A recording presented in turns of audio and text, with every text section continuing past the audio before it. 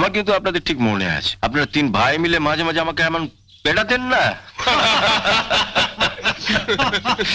বাবলু, এই আমাদের মেনু।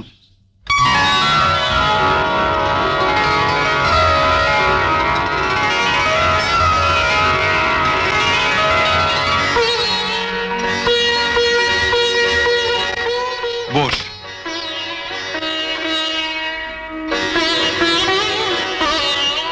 যে শাড়িটা তোমার জন্য নিয়ে এলাম সেটা পরে এলে না কেন? এমনি আমি এত করে বললাম, তবু এত চেয়ে মেয়ে না। শাড়িটা বুঝি তোমার পছন্দ হয়নি? পাগল, অত দামি শাড়ি আমার পছন্দ হয়নি বললে তো গা শুদ্ধ লোক আসবে। তবে পরলে না কেন? আর তাছাড়া সত্যি কথা বলতে কি, আমি গরিব স্কুল মাস্টারের মেয়ে, অত দামি শাড়ি পরার অভ্যেসও আমার নেই। আপনি আমার জন্য পাত্র খুঁজে দেবেন বলে দয়া করে আমায় দেখতে এসেছেন।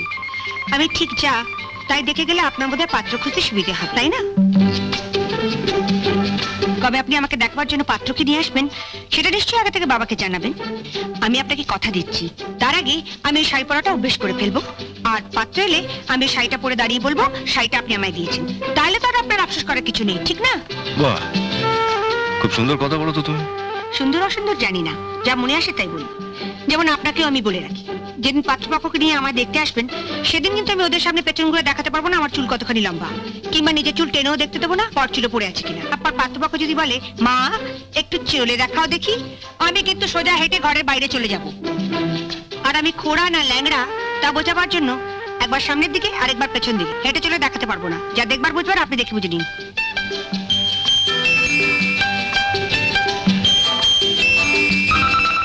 বুঝলেন তো?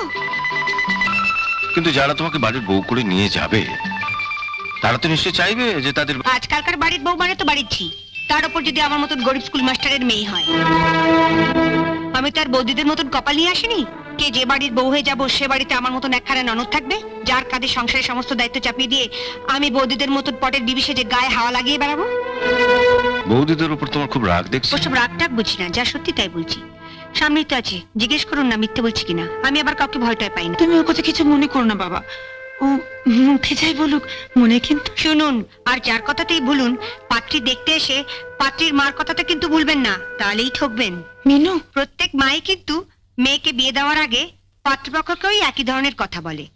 ওই যে বড় বৌদি বিয়ের আগে মা বাবার সঙ্গে আমিও বড় বৌদিকে দেখতে গেছিলাম, তখন বড় বৌদির মা বললে আমার মেয়ে খুব শান্ত, সাত চড়ে নাকি মুখ থেকে রা বেরোয় না। অথচ এ বাড়িতে আসার পরে বৌদির চিৎকারে এপাড়ার যত কাকপক্ষীগুলো সব এপাড়া ছেড়ে দিয়ে ওই বামুন পাড়ার বটগাছাতে পাশা বেঁধেছে। শুনো কি বলেছে?